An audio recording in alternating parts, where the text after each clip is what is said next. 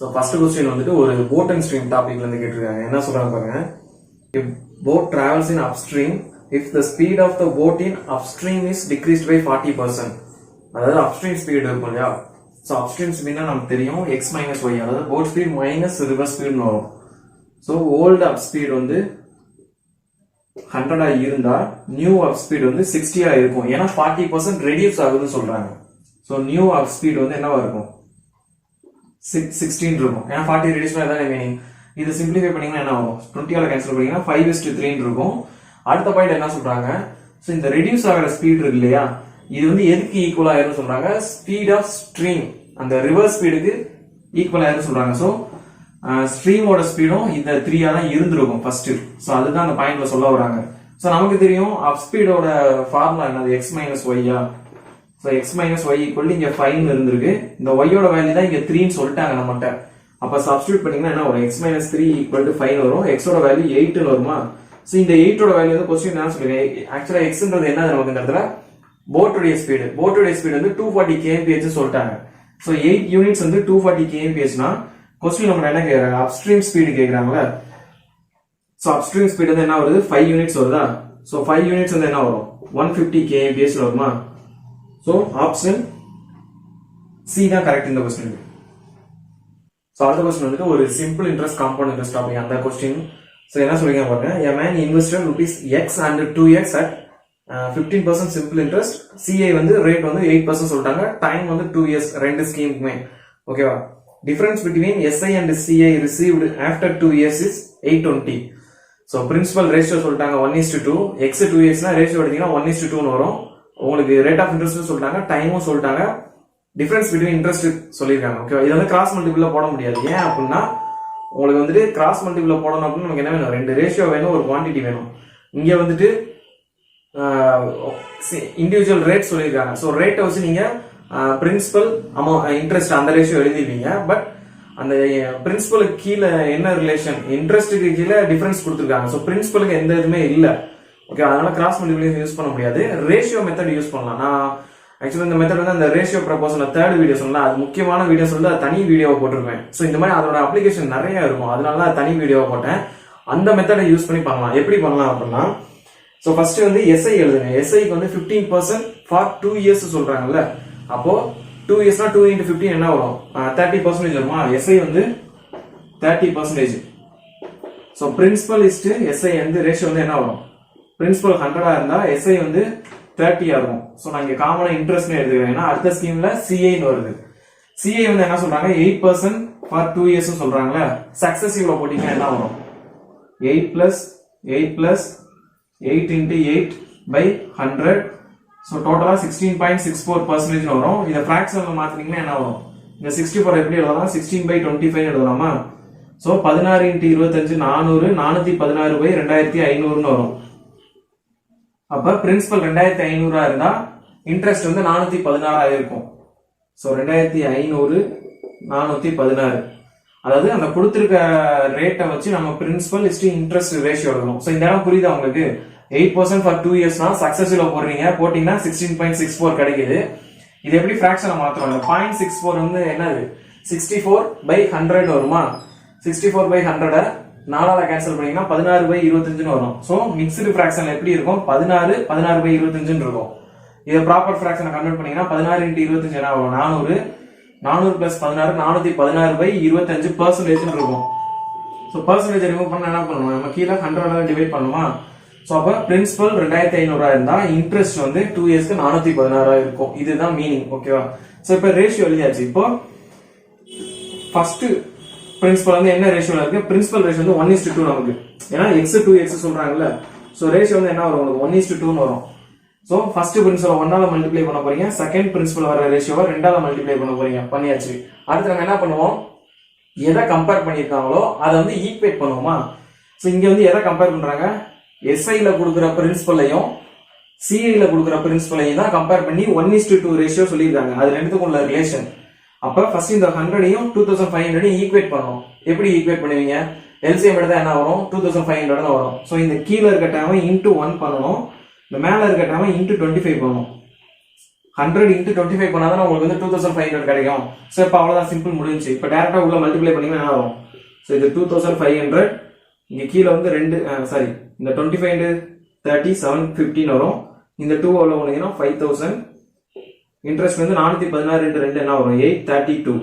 So இப்போ இன்ட்ரெஸ்ட்ல என்ன difference வருது பாருங்க, 750 82 டிஃபரன்ஸ் வருதா? இந்த 82 வேல்யூ தான் அவங்க என்ன சொல்லியிருக்காங்க, 820 சொல்லியிருக்காங்க. ஸோ 82 யூனிட்ஸ் டிஃபரன்ஸ் வருது. அந்த 82 யூனிட்ஸோட வேல்யூ 820 rupees சொல்லியிருக்காங்க. நம்மகிட்ட எக்ஸ்ன்னு கேட்குறாங்க. எக்ஸ்ன்றது நமக்கு என்னது, எஸ்ஐல இன்வெஸ்ட் பண்ண பிரின்சிபல். ஸோ ஆக்சுவலாக ஈக்குவேட் பண்ணதுக்கப்புறம் 2500 மாறிடுச்சு. எக்ஸ்ன்றோட வேல்யூ வந்து நீங்க இந்த 82 = 820, அப்போ 1 யூனிட் வந்து என்ன கிடைக்கும் உங்களுக்கு, 10 rupees கிடைக்குதா? இதை எடுத்து வந்து இங்க சப்ஸ்டியூட் பண்ணிடக்கூடாது. இந்த ரேஷியோ தான் நம்ம இந்த ப்ராசஸ்க்கு அப்புறமா கன்வெர்ட் பண்ணி இங்க 2500 வச்சிருக்கோம். அப்ப எக்ஸோட வேல்யூ என்ன வரும், 2500 யூனிட்ஸ் வந்து 25,000 ஈக்குவலா இருக்கும். ஸோ இந்த கொஸ்டின் ஆன்சர் வந்து 25,000, ஆப்ஷன் ஏ. ஸோ போன மெத்தட் வந்துட்டு ரேஷியோல எப்படி சால்வ் பண்ணணும்னு பார்த்தோம். இப்போ இன்னொரு மெத்தட், அசம்ஷன். பிரின்சிபல் வந்து நீங்களாவே அசம்ஷன் பண்ணிடணும். அவங்க பிரின்சிபல் ரேஷியோ சொல்லிட்டாங்களா 1:2, நீங்க வந்து 1:2 100 200 அப்படி அசியூம் பண்ணிக்கலாம். இல்ல 50 100 அப்படி கூட அசியூம் பண்ணிக்கலாம். நமக்கு தேவை அந்த ரெண்டு ரேஷியோ, பிரின்சிபல் ரேஷியோ 1:2 வரணும். ஸோ நான் வந்து எப்படி அசியூம் பண்றேன் அப்படின்னா, 1:2 இருக்குல்ல பிரின்சிபல் ரேஷியோ, இது வந்து எஸ்ஐல இருக்க பிரின்சிபல், இது வந்து சிஐல இருக்க பிரின்சிபல். ஸோ 1x 2x சொல்லியிருக்காங்க. ரேஷியோல 1:2 வரும். இதை வந்து நான் எப்படி அசியூம் பண்ண போறேன்னா, எஸ்ஐல வந்து 10,000 rupeesம் சிஐல வந்து 20,000 rupeesம் இன்வெஸ்ட் பண்ணதான் அசியூம் பண்ணிட்டேன். இப்ப நமக்கு தெரியும் எஸ்ஐ வந்து என்ன வந்துச்சு, 30% வந்துச்சா. ஸோ இது வந்து பிரின்சிபல். இன்ட்ரெஸ்ட் வந்து என்ன வரும், 10,000ல 30% என்ன வரும், 3,000 வருமா. ஸோ 3,000 போட்டுங்க. அதே மாதிரி சிஏ வந்து நமக்கு என்ன வந்துச்சு, சக்சஸிவ் பர்சன்டேஜ்ல 16.664% வந்துச்சா. 20,000ல 6 இந்த வேல்யூ வந்து என்ன வரும், பர்சன்டேஜுக்கு 2 0 கேன்சல் ஆயிரும். இந்த பாயிண்ட்டுக்கு இந்த 2 0 கேன்சல் ஆயிரும். ஸோ 2 into 1664 இருக்கும். என்ன வரும், 3200. இது ஒரு 128, 3328 வருதா. ஸோ டிஃபரன்ஸ் வந்து என்ன வருது, இன்ட்ரெஸ்ட் கிடையில 328. இதோட வேல்யூ தான் நமக்கு என்ன சொல்லியிருக்காங்க, 820 rupees சொல்லியிருக்காங்க. ஸோ இதுக்கு என்ன ரிலேஷன் வருது, இது வந்து 1 times 10 times, இது வந்து 4 times. ஸோ 4 யூனிட்ஸ் வந்து 10 rupeesனா 1 யூனிட் வந்து 2.5 rupees ஈக்குவலா இருக்கும். அப்ப நமக்கு எஸ்ஐல இன்வெஸ்ட் பண்ண பிரின்சிபல் தான் வேணும். ஸோ 10,000 யூனிட்ஸ் என்ன வரும், 10,000 into 2.5 பண்ணீங்கன்னா 25,000 வருமா. ஸோ இதே ஆன்சர் தான் நமக்கு ஃபர்ஸ்ட் மெத்தட்ல வந்துச்சு. இந்த மெத்தட் கொஞ்சம் சிம்பிளா முடிஞ்சிடும், ஈஸியா. 1:2 ரேஷியோல நீங்க பிரின்சிபல் அசியூம் பண்ணி டைரக்டா rate of interest find out பண்ணி இன்ட்ரெஸ்ட் டிஃபரன்ஸ் வந்து ஈக்குவேட் பண்ண போறீங்க, அவ்வளவுதான். ஸோ இந்த கொஸ்டின் ஆன்சர் வந்து 25,000. ஸோ அடுத்த கொஸ்டின் வந்துட்டு ஒரு டைம் அண்ட் டிஸ்டன்ஸ்ல ட்ரெயின் ரிலேட்டட் கொஸ்டின். என்ன சொல்றாங்க பாருங்க, ரெண்டு ட்ரெயின் ஏ பின்னு இருக்கு. ஏ உடைய லென்த் சொல்லிட்டாங்க 400 மீட்டர், பி உடைய லென்த் வந்து ஏயோட எக்ஸ் மீட்டர் அதிகம் சொல்றாங்க. ஸோ 400னா இது 400 பிளஸ் எக்ஸா இருக்கும். இது வந்து என்ன, லென்த் ரேஷியோ. ஓகேவா. அடுத்த பாயிண்ட் என்ன சொல்றாங்க, இந்த ரெண்டு ட்ரெயினும் தனித்தனியா ஒரு போல கிராஸ் பண்ணுது. ஸோ இந்த பாயிண்ட் நான் அடிக்கடி முன்னாடி இந்த பிலிம்ஸ் லெவல் சம் போடும்போது நான் நிறைய இடம் சொல்லியிருப்பேன். ஒரு ட்ரெயின் வந்துட்டு ஒரு போல கிராஸ் பண்ணுது அப்படின்னா அந்த இடத்துல ட்ரெயினோட லென்த் மட்டும் தான் கன்சிடர் பண்ணணும். ஏதாவது ஒரு ஆப்ஜெக்ட், ஒரு டேனலையோ இல்ல இன்னொரு ட்ரெயினையோ கிராஸ் பண்ணுது அப்படின்னா அந்த இடத்துல அந்த எக்ஸ்ட்ராவா எதை கிராஸ் பண்ணுதோ அதனுடைய லென்த்தும் ஆட் ஆகும். ஸோ இந்த கேஸ்ல வந்துட்டு ரெண்டு ட்ரெயினுமே சிங்கிள் போல மட்டும் தான் கிராஸ் பண்ணுது. ஸோ போல்றது ஒரு பாயிண்ட் தான், அதுக்கு வந்து லென்த் வந்து நெக்லிஜிபிள். ஸோ அந்த இடத்துல உங்களுக்கு ட்ரெயினோட லென்த் மட்டும் தான் கன்சிடர் பண்ண முடியும். ஸோ ரெண்டு ட்ரெயினும் அந்த ஒரு போல கிராஸ் பண்றதுக்கு 16 செகண்ட்ஸ், இந்த ட்ரெயின் வந்து 24 செகண்ட்ஸ் எடுத்துக்கிறாங்க. இது வந்து டைம் ரேஷியோ. ஸ்பீட் ரேஷியோ வந்து ரெண்டு பேருக்கு சேம் தான். ஓகேவா, ஸ்பீட் வந்து ரெண்டு பேருக்கு சேம் சொல்லிட்டாங்க. ஸோ நம்மகிட்ட ஏ உடைய லென்த் இருக்கு, ஏ வந்து எடுத்துக்கிற டைம் இருக்கு. ஸோ ஏ உடைய ஸ்பீட் வந்து என்ன வரும், 400/16. ஸோ எல்லாமே வந்து யூனிட் கரெக்டா பாத்துங்க. இது வந்து 400 மீட்டர்ல இருக்கு, இது வந்து 16 செகண்ட்ஸ் இருக்கு. ஸோ மீட்டர் per செகண்ட்ல வரும் உங்களுக்கு speed. So 25 metre per second வருதா ஏ உடைய ஸ்பீடு. ஸோ இதை வச்சு அடுத்து என்ன பண்ண முடியும், ஸ்பீடு சேம் தானே. அப்ப ஏ உடைய ஸ்பீட் 25 இருந்தா பி உடைய ஸ்பீடும் அதே 25 தான் இருக்கும். ஸோ அடுத்த பாயிண்ட்ல பி உடைய ஸ்பீடு இருக்கு, பி எடுத்துக்கிற டைம் இருக்கு. ஸோ ரெண்டையும் மல்டிப்ளை பண்ணீங்கன்னா பி உடைய லென்த் கிடைச்சிருமா. ஸோ 24 into 25 பண்ணீங்கன்னா என்ன வரும், 600 மீட்டர் வருது. ஸோ இந்த 600 மீட்டர் என்னது, ட்ரெயின் பி யோட லென்த். ஸோ ட்ரெயின் பி யோட லென்த் வந்து என்னது, 400 பிளஸ் எக்ஸ் வருதா, ஈக்குவல் டு 600. அப்ப எக்ஸோட வேல்யூ என்ன வருது, 200 மீட்டர்னு வரும். ஸோ கொஸ்டின் நம்ம என்ன கேட்கிறாங்க, so then in what time train B will cross 400 meter long platform. So இந்த எக்ஸோட வேல்யூ கூட நம்ம ஃபைண்ட் அவுட் பண்ண அவசியம் இல்லை. ஸோ ட்ரெயின் பியோட லென்த் 600 கிடைச்சிருச்சு. இப்போ இது வந்து என்ன பண்ண போகுது, ஒரு 400 மீட்டர் லென்த் இருக்க ஒரு பிளாட்ஃபார்மை கிராஸ் பண்ண போகுது. ஸோ அந்த இடத்துல பிளாட்ஃபார்மோட லென்த்தும் நம்ம கன்சிடர் பண்ணணும். ஸோ டோட்டல் லென்த் என்ன ஆயிரும் உங்களுக்கு 600 பிளஸ் 400 இருக்குமா, லென்த் இருக்கு நம்மகிட்ட, பி உடைய ஸ்பீடு 25 இருக்கு. ஸோ ரெண்டையும் டிவைட் பண்ணீங்கன்னா அது எவ்வளவு டைம் எடுத்துக்கும் அப்படின்றது கிடைச்சிடும். ஸோ 1000 டிவைட் பை 25 வந்து என்ன வரும், 40 செகண்ட்ஸ்னு வரும். ஸோ இந்த கொஸ்டின் ஆன்சர் வந்து 40 செகண்ட்ஸ். இப்போ போன சம் பார்த்தோம் இல்லையா, அந்த ட்ரெயின் சம், அதை இன்னும் கொஞ்சம் சிம்பிளா எப்படி முடிக்கலாம் அப்படின்னா, ஸ்பீடு சேம் சொல்லிட்டாங்க. So speed into time equal to length. இந்த இடத்துல டிஸ்டன்ஸ் பதிலாக நம்ம லென்த் யூஸ் பண்றோம் ட்ரெயின் சம்ஸ்ல. ஓகேவா, ஸ்பீடு சேம்னா டைம் ரேஷியோவும் லென்த் ரேஷியோவும் ஒன்னுக்கு ஒன்று டைரக்ட் ப்ரொபோர்ஷனல். ஸோ இந்த ரெண்டு கேஸ்லயும் டைம் ரேஷியோ வந்து என்ன சொல்றாங்க, ஏ அண்ட் பிக்கு 16 24 சொல்றாங்களே, இது வந்து டைம் ரேஷியோ. லென்த் ரேஷியோவும் சேமா தான் இருக்கும். ஸோ ரேஷியோ எடுத்தீங்கன்னா 2:3 வருமா. ஸோ இந்த டைம் ரேஷியோ இதே ரேஷியோ தான் லென்த் ரேஷியோவும் இருக்கும். ஸோ இந்த இடத்துல இந்த ரெண்டு ட்ரெயினுமே ஒரு போல தான் கிராஸ் பண்ணுது. ஸோ போல கிராஸ் பண்ணும்போது அந்த இண்டிவிஜுவல் ட்ரெயினோட லென்த் மட்டும் தான் கன்சிடர் ஆகும். ஸோ 2 யூனிட்ஸ்ன்றது ட்ரெயின் ஏவோட லென்த், 3 யூனிட்ஸ்ன்றது ட்ரெயின் பியோட லென்த், அந்த மாதிரி மீன் ஆயிடும். ஸோ 2 யூனிட்ஸ் வந்து நமக்கு தெரியும், ஏவோட லென்த் 400 சொல்லியிருக்காங்கல்ல. ஸோ 2 யூனிட்ஸ் 400னா 3 யூனிட்ஸ் வந்து 600 மீட்டர் இருக்கும். அப்ப ட்ரெயின் பியோட லென்த் வந்து 600 மீட்டர். இப்போ கொஸ்டின் நம்ம என்ன கேட்கிறாங்க, 400 மீட்டர் லென்த் இருக்க ஒரு பிளாட்ஃபார்மை இந்த ட்ரெயின் பி எவ்வளவு டயத்துல கிராஸ் பண்ணும் அப்படின்னு கேக்குறாங்க. சோ டோட்டல் லென்த் இந்த இடத்துல என்ன ஆயிரும் உங்களுக்கு, 600 பிளஸ் 400 1000 ஆயிருமா. சோ 1000. சோ இந்த இடத்துல நம்ம ஸ்பீட் ஃபைண்ட் அவுட் பண்ணணும் அவசியமே கிடையாது, ஏன்னா ஸ்பீடு சேம். அப்போ டைம் ரேஷியோ வந்து direct proportional to length ratio. So உங்களுக்கு இந்த ஏ உடைய பாயிண்ட் இருக்குல்ல, ஏ வந்து என்னது 400 மீட்டரை 16 செகண்ட்ஸ்ல கிராஸ் பண்ணுது.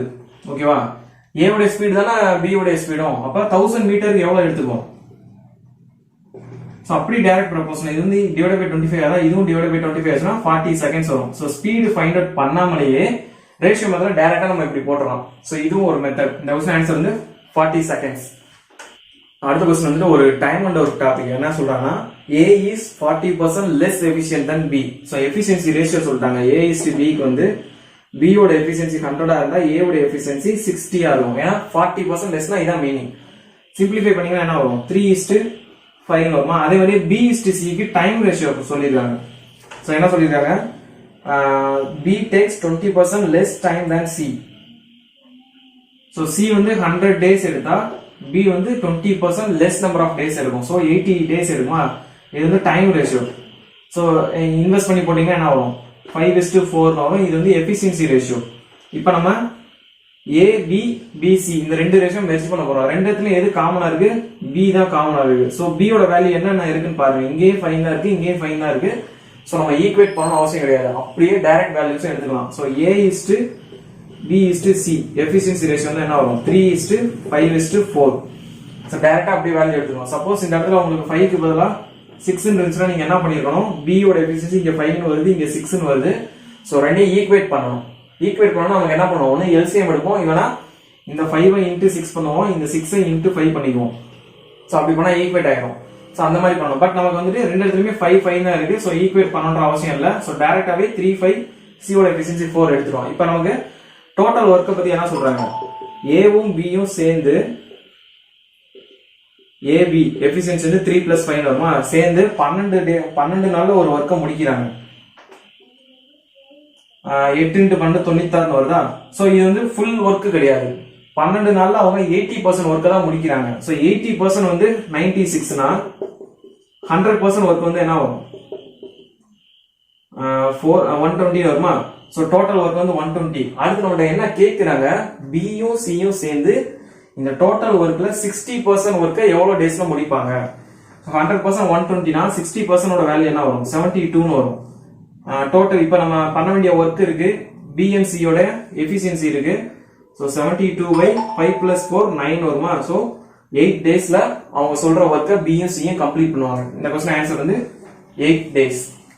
சோ அடுத்த क्वेश्चन வந்து ஒரு மென்சுரேஷன் டாபிக். என்ன சொல்றாங்க பாருங்க, ஒரு பெரிமீட்டர் ஒரு ஸ்கொயர் இருக்குது, அந்த ஸ்கொயரோட ஏரியா வந்து 400 சென்டிமீட்டர் ஸ்கொயர் சொல்லிட்டாங்க. அப்ப அதோட சைடு என்னவா இருக்கும். சோ ஸ்கொயரோட ஏரியா ஃபார்முலா தெரியும் இல்லையா நமக்கு, சைடு ஸ்கொயர் ஈக்குவல் டு 400 கொடுத்துட்டாங்க. யூனிட்ஸ் ரொம்ப முக்கியம், சென்டிமீட்டர் ஸ்கொயர்.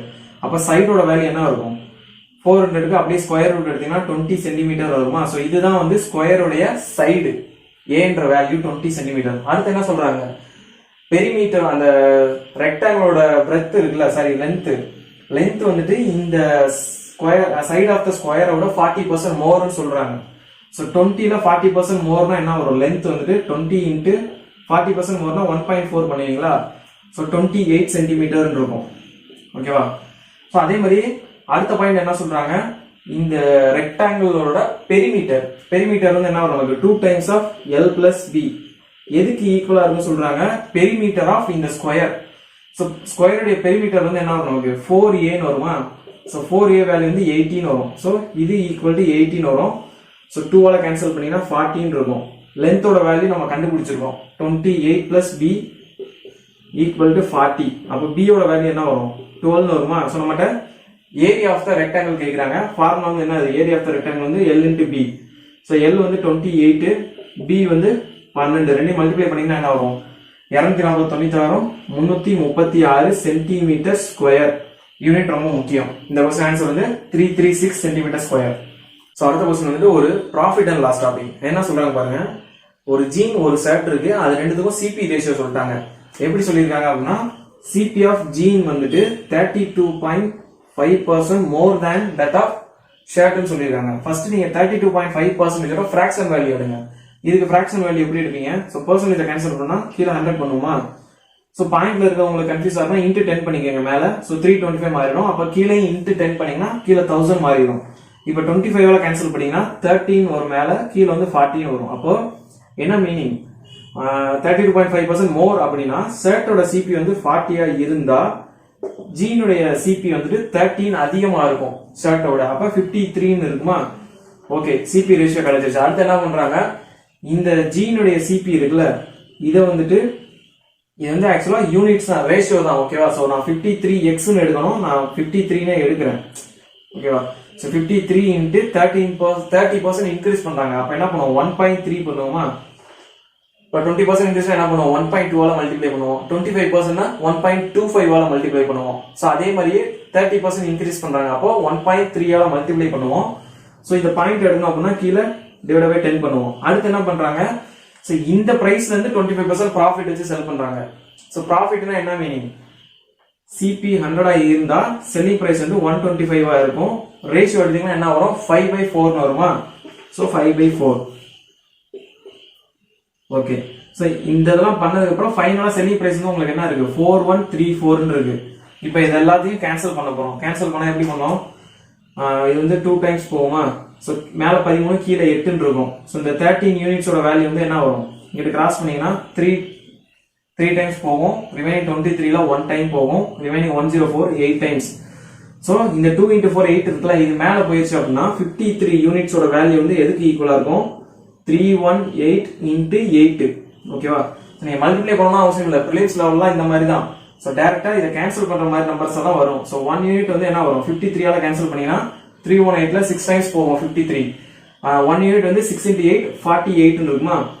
ஸோ 1 யூனிட் 48னா நமக்கு சிபி ஆஃப் ஷர்ட் வந்து என்னது 40%, 40 யூனிட்ஸ். ஸோ 40 யூனிட்ஸோட வேல்யூ என்ன வரும், 1920 வருமா. 48 × 40 பண்ணீங்கன்னா 1920. இது வந்து CP of shirt. MP of shirt வந்து என்ன சொல்றாங்க, சிபியை விட எவ்வளவு அதிகம் சொல்றாங்கன்னா 15% அபோவ் சொல்றாங்க. ஸோ 1920ல 15% எவ்வளவு கண்டுபிடிக்கணும். ஸோ அப்படி இல்லையா, சிபி எம்பி ரேஷியோ எடுங்க. சிபி 100 இருந்தா எம்பி வந்து 115 இருக்கும். ரேஷியோ எடுத்தீங்கன்னா 20:23 இருக்கும். ஸோ இந்த 20 யூனிட்ஸோட வேல்யூ தான் இந்த 192. ஸோ 0 கேன்சல் ஆயிரும். ஸோ 2ஆல கேன்சல் பண்ணீங்கன்னா 9 டைம்ஸ், ரிமைனிங் 6 டைம்ஸ் வருமா. ஸோ 1 யூனிட் வந்து 96 வருது. ஸோ 23 × 96 என்னன்னு ஃபைண்ட் அவுட் பண்ணுவோம். ஸோ 23 × 100 - 4, 96 100 - 4 எழுதிருக்கேன். ஸோ 2300. இங்கிட்ட வந்து 4 × 23 92. ஸோ இது மைனஸ் பண்ணீங்கன்னா என்ன வரும், 2208 வருமா. ஸோ இதுதான் வந்து எம்பி ஆஃப் ஷர்ட். ஓகேவா. அடுத்த கொஸ்டின் வந்துட்டு ஒரு மிக்சர் அண்ட் அலிகேஷன் டாபிக். என்ன சொல்றாங்கன்னா, இது வந்து ஆக்சுவலா ஒரு டிஃபரன்ஸ் பேஸ்டு சம். ஸோ இந்த மாடல் இப்போ ரீசெண்ட் டைம்ஸ்ல நிறைய கேட்கறாங்க, மெயின்ஸ்ல கூட இந்த மாதிரி சம்ஸ் கேட்கறாங்க. இது வந்து 2 மெத்தட்ல சால்வ் பண்ண போறோம். ஃபர்ஸ்ட் மெத்தட் வந்து நம்ம யூஸ்வலா எப்பயும் ஈக்குவேஷன் மெத்தட். செகண்ட் மெத்தட் தான் கொஞ்சம் ஷார்ட்டா முடிக்கிற மாதிரி, ஜஸ்ட் டிஃபரன்ஸ் வச்சு டைரக்டா நம்ம ஆன்சர் போடுற மாதிரி அந்த மெத்தட். ஓகே. ஃபர்ஸ்ட் மெத்தட் வந்து என்னன்னு பாருங்க, ரெண்டு மிக்சர் இருக்குன்னு சொல்லிருக்காங்க. ஃபர்ஸ்ட் மிக்சர்ல மில்க் வாட்டர் என்ன ரேஷியோன்னு தெரியாது, டோட்டல் குவான்டிட்டி தெரியாது. பட் மில்க் வந்து வாட்டரோட 6 லிட்டர் மோர்னு சொல்றாங்க. அப்ப milk is to water. So நான் ஃபர்ஸ்ட் மிக்சர்ல வர்ற வாட்டரை டபிள்யூன்னு எடுத்துக்கிறேன். அப்போ ஃபர்ஸ்ட் மிக்சர்ல வர்ற மில்க் வந்து என்ன இருக்கும், வாட்டரோட 6 லிட்டர் மோரா, அப்ப W பிளஸ் 6 இருக்கும். ஸோ ஃபர்ஸ்ட் லிட்டர்ல மில்க் வந்து W பிளஸ் 6 லிட்டர், வாட்டர் வந்து W லிட்டர். ஸோ இந்த மாதிரி எடுத்துருக்கேன். அடுத்து செகண்ட் மிக்சர் வந்து டோட்டல் குவான்டிட்டி 40 லிட்டர் சொல்லிட்டாங்க. Milk is to water ratio வந்து என்ன சொல்றாங்க, 5:3. ஸோ அந்த வேர்டிங்ஸ் பாத்துக்கங்க. வேர்டிங்ஸ் வந்து வாட்டர் டு மில்க்னு கொடுத்துருக்காங்க. நீங்க அவசரத்தில் என்ன பண்ணுவோம், அப்படியே மில்க் டு வாட்டர் 3:5 எடுத்துருவோம். பட் ரீட் பண்ணி பண்ணுங்க. இந்த ரேஷியோ வந்து கரெக்டா வேர்டிங்ஸ் கரெக்டாக பாத்துங்க. இதுல வாட்டர் டு மில்க் 3:5 அப்ப 5:3 வரும் மில்க் டு வாட்டர் ரேஷியோ. இது 40 இந்த ரேஷியோல பிரிச்சீங்கன்னா மில்க் 25 வரும், வாட்டர் வந்து 15 வரும். ஸோ இதோட ஆட் பண்ணிக்கோங்க. 25 litre milk, 15 litre water add பண்றாங்க. So final milk is to water என்ன ரேஷியோல இருக்கும், W பிளஸ் 31, இது வந்து W பிளஸ் 15. ஓகேவா? ஸோ இது வந்து final ratio. Final milk is to water என்ன ரேஷியோ சொல்லியிருக்காங்க, அங்கேயும் வாட்டர் டு மில்க்னு மாத்தி கொடுத்துருக்காங்க. வேர்டிங்ஸை பார்த்து போடுங்க. மில்க் டு வாட்டர் நமக்கு என்ன வரும், அங்க 13:9 வருமா. மில்க் இஸ் டு வாட்டர் வந்து final milk is to water வந்து 13:9.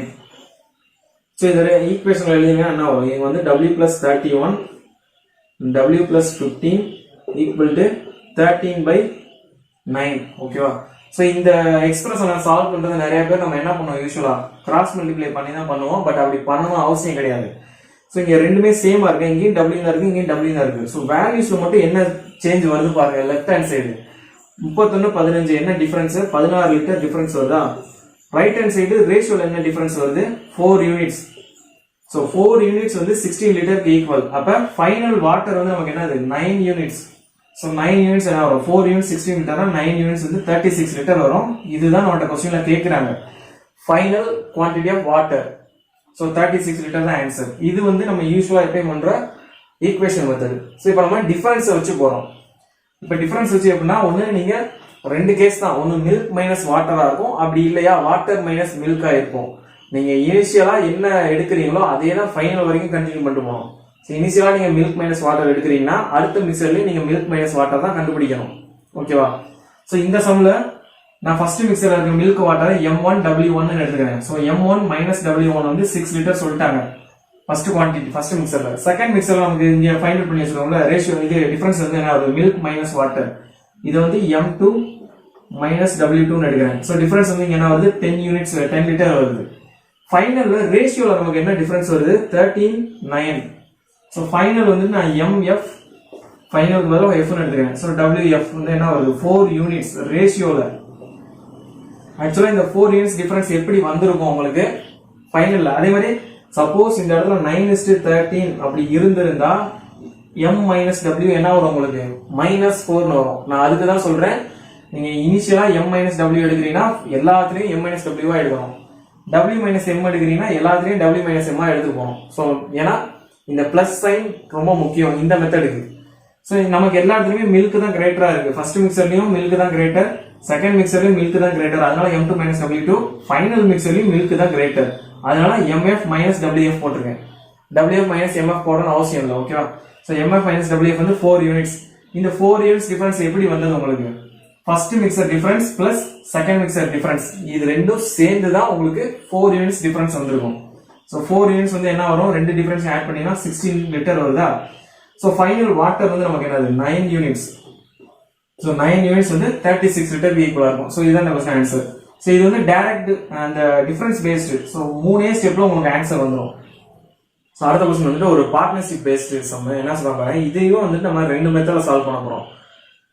கொஸ்டின் என்ன சொல்ல போறேன், A and B started a business together with a capital of 8,000 10,000. Capital ratio சொல்றாங்க. டைம் ரேஷியோ என்ன சொல்றாங்க, A வந்து 5 மந்த்ஸ்க்கு அப்புறமா லெஃப்ட் ஆயிடுறாரு, B வந்து கண்டினியூ பண்றாரு.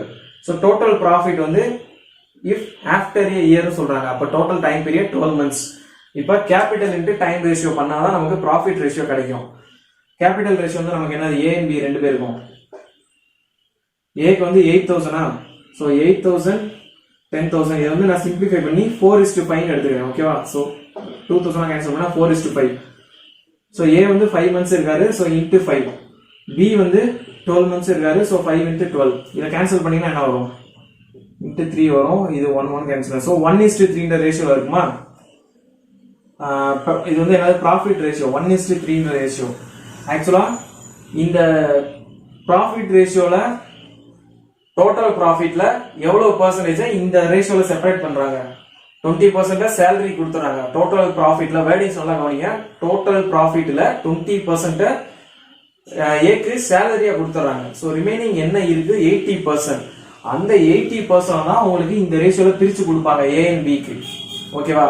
ஸோ 80% 1:3 ரேஷியோல பிரிச்சீங்கன்னா என்ன வரும்? ஏ வந்துட்டு 20%, பி வந்து 60% வருமா? ஸோ ஆல்ரெடி ஏக்கு வந்து ஒரு 20% சேலரி கிடைக்குது. ஸோ டோட்டலா இப்போ ப்ராஃபிட் வந்து என்ன கிடைச்சது? டோட்டல் ப்ராஃபிட்ல 40% ஏக்கும் 60% பிக்கும் கிடைக்குது. இந்த 40% வேல்யூ தான் நமக்கு என்ன சொல்லியிருக்காங்க? ஏ உடைய ப்ராஃபிட் கொடுத்துருக்காங்கல்ல 2500 கொடுத்துருக்காங்க. ஸோ 40% வந்து 2500னா டோட்டல் ப்ராஃபிட் 100% என்ன வரும்? ஸோ இது வந்து 2 யூனிட்ஸ். அப்போ 5 யூனிட்ஸ் வந்து என்ன வரும்? 5000 6250 வரும். ஸோ இதுதான் வந்து டோட்டல் ப்ராஃபிட். ஓகேவா? இது ஒரு மெத்தடு. இன்னொரு மெத்தடு என்ன அப்படின்னா ஏ உடைய ப்ராஃபிட் சொல்லியிருக்காங்க. டோட்டல் ப்ராஃபிட்ல ஏ எவ்வளவு கிடைக்குதுன்னு சொல்லியிருக்காங்க. ஸோ நீங்க ஏக்கு என்ன கிடைக்குதுன்னு நீங்க ரேஷியோ இனிஷியல் இருந்து எழுதிடுவாங்க. ஸோ என்ன கிடைக்குது? ப்ராஃபிட்ல 20% கிடைக்குதா? 20% ஃபிராக்ஷன் வேல்யூ என்னது? 1/5.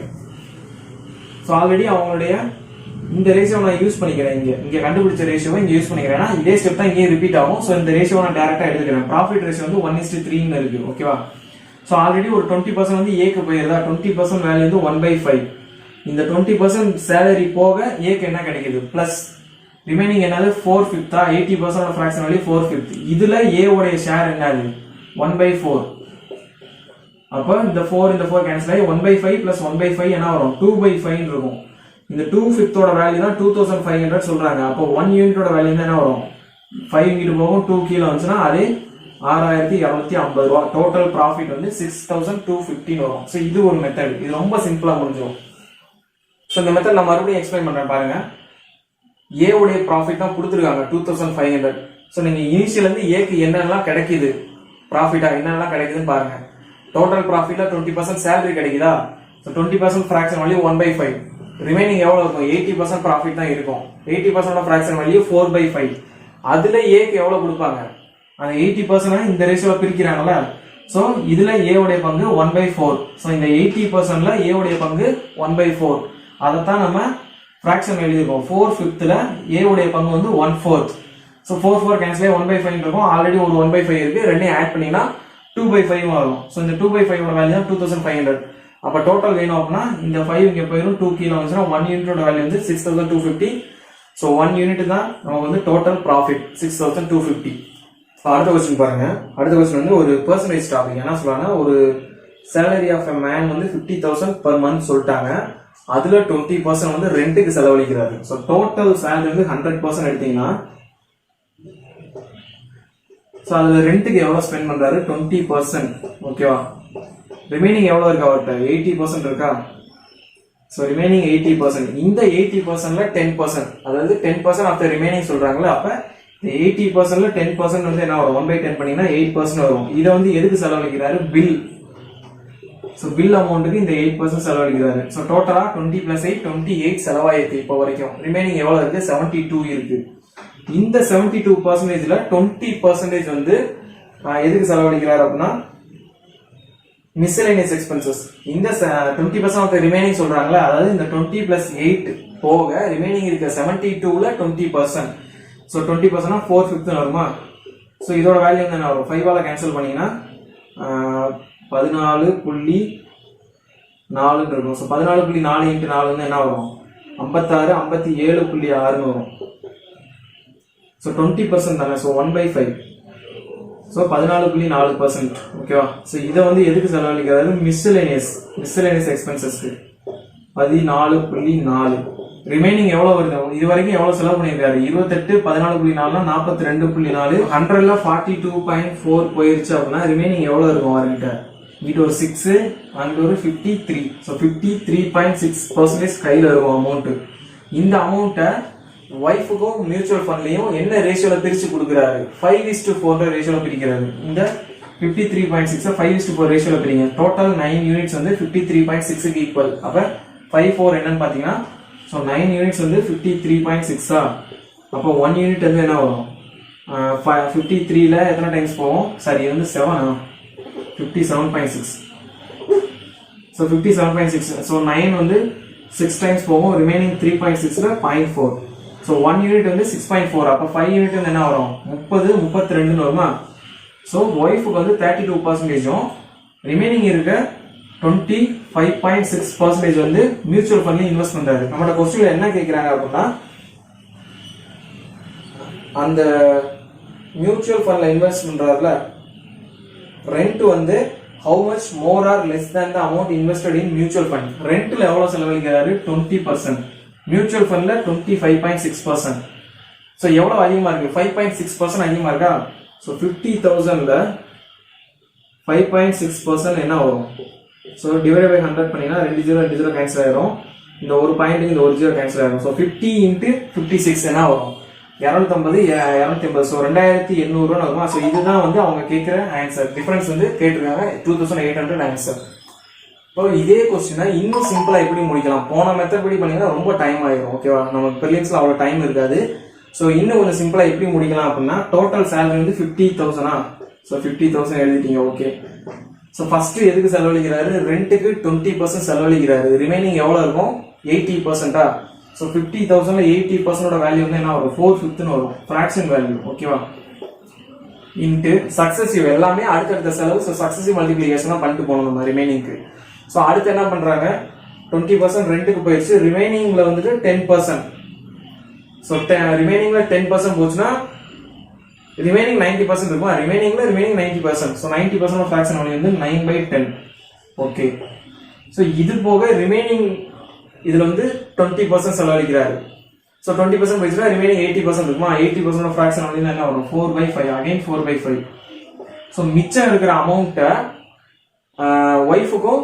மியூச்சுவல் ஃபண்டுக்கும் 5:4 ரேஷியோல பிரிக்கிறாரு நமக்கு வந்து மியூச்சுவல் ஃபண்ட்ல எவ்வளவு பர்சன்டேஜ் தான் வேணும் நமக்கு சோ ரெண்டுக்கு வந்து 50,000 20% னா என்ன வரும் 50Kல 20% பண்ணீங்கன்னா 10,000 வரும் 10K ன்னு வரும் ஓகே இது வந்து ரெண்ட் அமௌண்ட் தெரியும் ஓகே இப்போ மியூச்சுவல் ஃபண்ட் தான் நம்ம கண்டுபிடிக்கணும் so remaining amount mutual fund என்னது சோ ரிமைனிங் இருக்க டோட்டல் அமௌண்ட் 9 யூனிட்ஸ் ஏனா 5:4 ரேஷியோல பிரிக்கிறாங்க ஒய்ஃபுக்கும் மியூச்சுவல் ஃபண்டுக்கும் சோ ஒய்ஃபுக்கு மியூச்சுவல் ஃபண்டுக்கும் 5:4 ரேஷியோல பிரிக்கிறாங்க அதுல மியூச்சுவல் ஃபண்ட் மட்டும் என்ன வரும் 4/9 வருமா ப்ரொபோர்ஷன் சோ ரிமைனிங் அமௌண்ட்ல 4/9 வந்து மியூச்சுவல் ஃபண்டுக்கு போகுது அப்ப ஃபைனலா உங்களுக்கு கிடைக்கிற அமௌண்ட் வந்து என்ன கிடைக்கும் மியூச்சுவல் ஃபண்ட்ல எவ்வளவு இன்வெஸ்ட் பண்றாரு அப்படின்றது தான் கிடைக்கும் சோ இப்போ இது எல்லாத்தையும் கேன்சல் பண்ணீங்கன்னா என்ன ஆகும் எதெல்லாம் கேன்சல் பண்ணா சோ இந்த ஒரு 0 கேன்சல் ஆயிடும் சோ 5 5 125 சாரி 25 வருமா சோ 25 கேன்சல் பண்ணீங்கன்னா 2200 இருக்கும் இந்த 9க்கும் இந்த 9க்கும் கேன்சல் ஆயிடும் சோ